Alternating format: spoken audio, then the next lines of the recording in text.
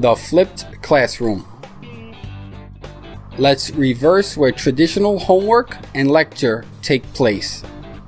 Now, I must warn you beforehand, watching this presentation can literally turn your world upside down. The first thing most educators are going to ask is, why flip? Well, here are a couple reasons to consider. With a flipped classroom, the content becomes available to students beyond typical classroom time. Students are now able to access the content anytime. Benefit that comes with viewing content in video format is the ability to stop, pause, play, etc.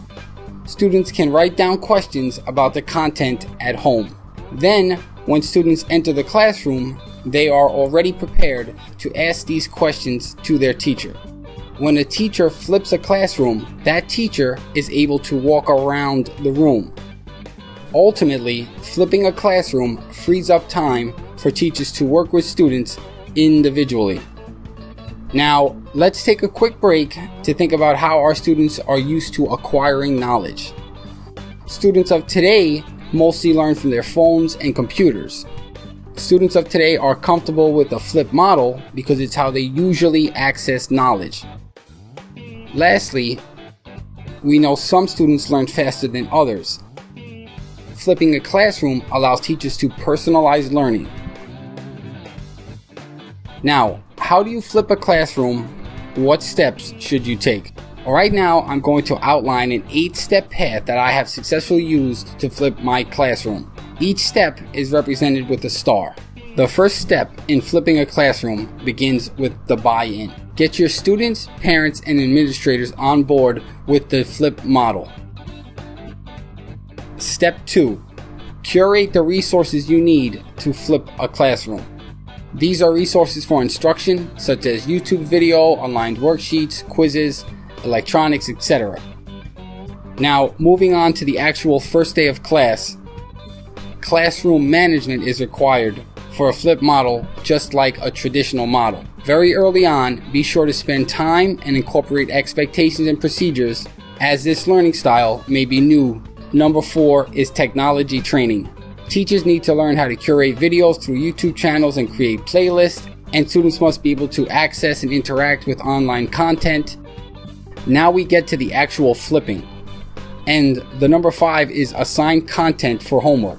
Students will access content through videos, hyperdocs, interactive PowerPoints, slides, and much more. Next up, number 6.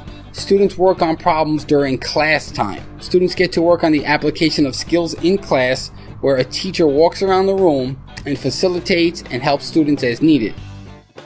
Moving on to number 7, independent learning.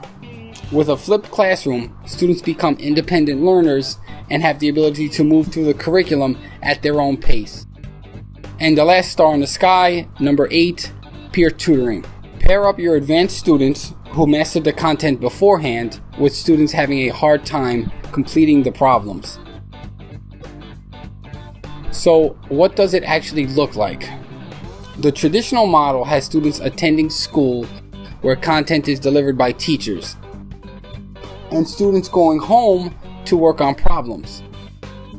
But here we are getting rid of that model and replacing it with a flip model. In the flip model, students work on problems when they are at school, and when students are at home, content is delivered online.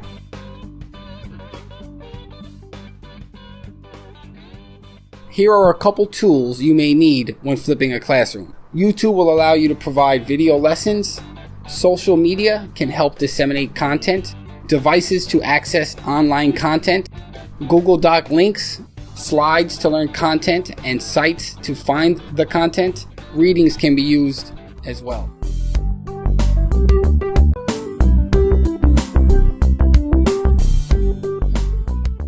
Resistors are color-coded with markings or bands that allow you to quickly identify resistance values and tolerance. Using a color chart table will allow you to determine the value of any common 4-band resistor. Memorizing this color chart will enable you to become proficient at quickly decoding and using resistors. In a 4-band resistor, the first 2 bands represent the digits or significant figures.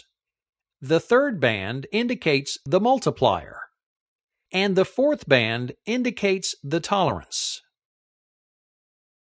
You read resistor bands beginning with the end that has the most bands. A space between the 3rd and 4th bands also indicates the reading direction. The first band is red, so the first digit value is 2. The second band is violet, so digit 2 is 7. The third band is yellow, so we multiply the first 2 numbers by 10 to the 4th, or 10,000. Thus, the value of this resistor is 270 kiloohms with a tolerance of plus or minus 5%. In this example, the first band is orange, so the first digit is 3. The second band is white, so digit 2 is 9. The third band is silver, so we multiply the first 2 numbers by 10 to the negative 2nd power, or 0.01. In this instance, we would take the 39 and move the decimal point 2 places to the left, resulting in a value of 0.39 ohms. Thus, the value of this resistor is 0.39 ohms with a tolerance of plus or minus 10%. Now, let's determine what the bands would be on a 15 kiloohm resistor. Since the first digit is 1, the first band would need to be brown. The second digit is 5, so the band color would need to be green. The resistor value is 15,000 ohms, so we need to add 3 zeros to 15. 3 zeros is 1,000, so we need to have a multiplier of 10 to the 3rd. Thus, the third band would need to be orange. The last band would need to be silver to indicate that the resistor has a tolerance of plus or minus 10%.